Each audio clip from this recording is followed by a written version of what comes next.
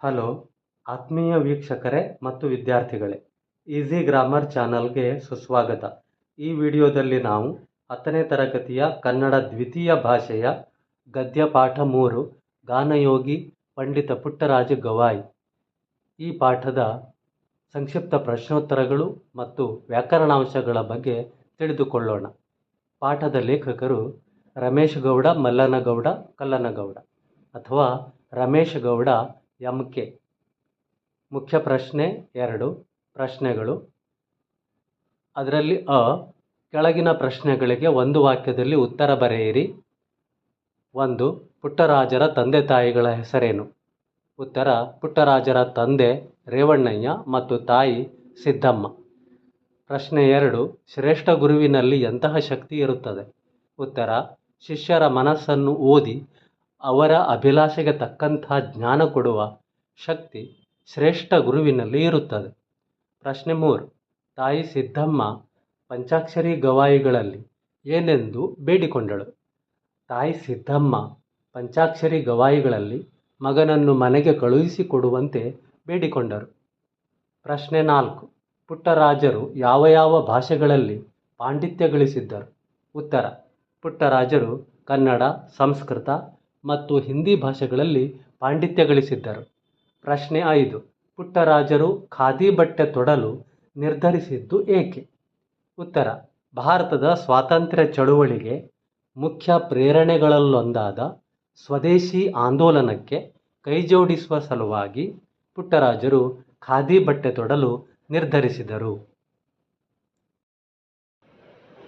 ಪ್ರಶ್ನೆ ಬಿಟ್ಟ ಸ್ಥಳಗಳನ್ನು ಸೂಕ್ತ ಪದಗಳಿಂದ ಭರ್ತಿ ಮಾಡಿರಿ.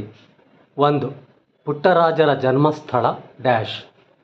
ಹಾವೇರಿ ಜಿಲ್ಲೆಯ ಹಾನಗಲ್ಲ ತಾಲೂಕಿನ ದೇವರ ಹೊಸಪೇಟೆಯ ವೆಂಕಟಾಪುರ. 2. ಪುಟ್ಟರಾಜರು ಡ್ಯಾಶ್ ರಂದು ಜನಿಸಿದರು? 1914 ಮಾರ್ಚ್ 3ರಂದು. ಪ್ರಶ್ನೆ 3. ಪುಟ್ಟರಾಜರ ಗುರುಗಳ ಹೆಸರು ಡ್ಯಾಶ್. ಪಂಡಿತ ಪಂಚಾಕ್ಷರ ಗವಾಯಿ. 4.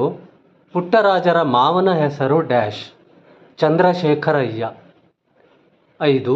ಪುಟ್ಟರಾಜರು ಡ್ಯಾಶ್ ರಂದು ಅನಂತದಲ್ಲಿ ಅನಂತವಾದರು? 17/9/2010ರಂದು.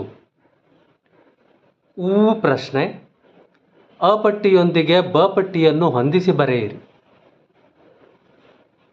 ಹೊಂದಿಸಿ ಬರೆಯಲಾಗಿದೆ. ಪಾಣಿನಿ ಅಷ್ಟಾಧ್ಯಾಯಿ, ಶರ್ವವರ್ಮ ಕಾತಂತ್ರ, ಕೇಶಿರಾಜ, ಶಬ್ದಮಣಿ ದರ್ಪಣ, ನಿಜಗುಣ ಶಿವಯೋಗಿಗಳು, ಕೈವಲ್ಯ ಪದ್ಧತಿ. ಮುಖ್ಯ ಪ್ರಶ್ನೆ 3 ಭಾಷಾಭ್ಯಾಸ. ಕೆಳಗಿನ ಪದಗಳನ್ನು ಸ್ವಂತ ವಾಕ್ಯದಲ್ಲಿ ಬರೆಯಿರಿ. ಸಿಂಹಾವಲೋಕನ.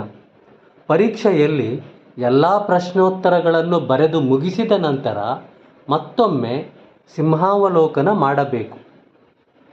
ನಿಬ್ಬೆರಗಾಗು. ಮಳೆಗಾಲದಲ್ಲಿ ಜೋಗದ ಜಲಪಾತವನ್ನು ಕಂಡು ಪ್ರವಾಸಿಗರು ನಿಬ್ಬೆರಗಾಗುತ್ತಾರೆ. ಕಣ್ಮಣಿ. ಆದಿಕವಿ ಪಂಪ ಕನ್ನಡದ ಕಣ್ಮಣಿ. ತಲ್ಲೀನತೆ. ಪ್ರೇಕ್ಷಕರು ತಲ್ಲೀನತೆಯಿಂದ ಚಲನಚಿತ್ರವನ್ನು ವೀಕ್ಷಿಸುತ್ತಾರೆ. ಗುರುಸೇವೆ. ಪ್ರಾಚೀನ ಕಾಲದಲ್ಲಿ ಶಿಷ್ಯರು ಗುರುಸೇವೆ ಮಾಡುತ್ತಿದ್ದರು. ಪ್ರಶ್ನೆ ಕೆಳಗಿನ ಪದಗಳಿಗೆ ತತ್ಸಮ ತದ್ಭವ ರೂಪಗಳನ್ನು ಬರೆಯಿರಿ. ದೃಷ್ಟಿ ದಿಟ್ಟಿ. ಸಂಸ್ಕೃತ ಸಕ್ಕದ. ಯೋಗಿ ಜೋಗಿ. ಆಶ್ಚರ್ಯ ಅಚ್ಚರಿ. ಜ್ಞಾನ ಜಾನ.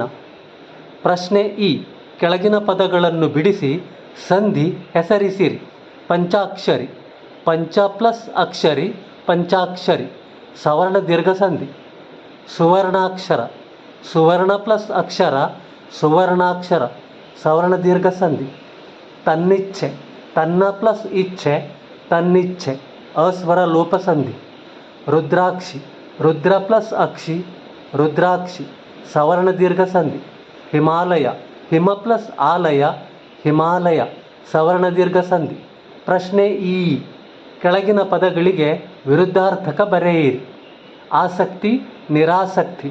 ಅಥವಾ ಅನಾಸಕ್ತಿ, ಗೌರವ ಅಗೌರವ, ಸ್ವೀಕರಿಸು ತಿರಸ್ಕರಿಸು, ಸ್ವದೇಶಿ ವಿದೇಶಿ, ಸ್ವಾತಂತ್ರ್ಯ ಪಾರತಂತ್ರ್ಯ.